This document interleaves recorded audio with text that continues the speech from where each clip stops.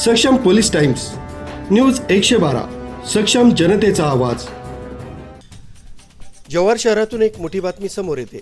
Maharashtra Bhushan doctor Revdanda येथील नानासाहेब धर्माधिकारी प्रतिष्ठानच्या वतीनं रविवारी स्वच्छता अभियान राबवण्यात आलं। केवळ घोषणाबाजी न करता प्रत्यक्ष हातात झाडू घेऊन शेकडो सदस्यांनी शहराचा कायापालट केलाय। पाहूयात यावरचा आमचा विशेष रिपोर्ट। स्वच्छता हीच सेवा हा मंत्र जपत डॉक्टर अप्पासाहेब धर्माधिकारी आणि डॉक्टर सचिन धर्माधिकारी यांच्या मार्गदर्शनाखाली जव्हार शहरात स्वच्छतेचा महायज्ञ पार पडला। रविवारी सकाळी 7 वाजल्यापासून जव्हारच्या रस्त्यांवर स्त्री सदस्यांची शिस्तबद्ध फळी पाहायला मिळाली।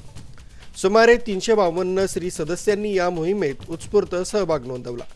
या अभियानाचं खास वैशिष्ट्य म्हणजे लोकप्रतिनिधींचा सहभाग। विक्रमगड विधानसभेचे आमदार हरिश्चंद्र भोये यांनी स्वतः खराटा हाती घेत श्रमदान केलंय।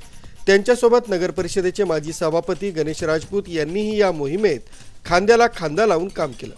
या मोहिमेदरम्यान केवळ रस्तेच नाही तर शहरातील महत्त्वाची सरकारी कार्यालये आणि पर्यटन स्थळे चकाचक करण्यात आली।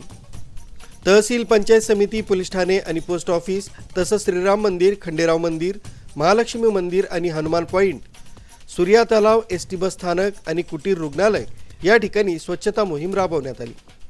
नगर परिषद जव्हारच्या सहकार्यानं पार पडलेल्या या मोहिमेमुळे जव्हार शहर स्वच्छ आणि सुंदर दिसतंय।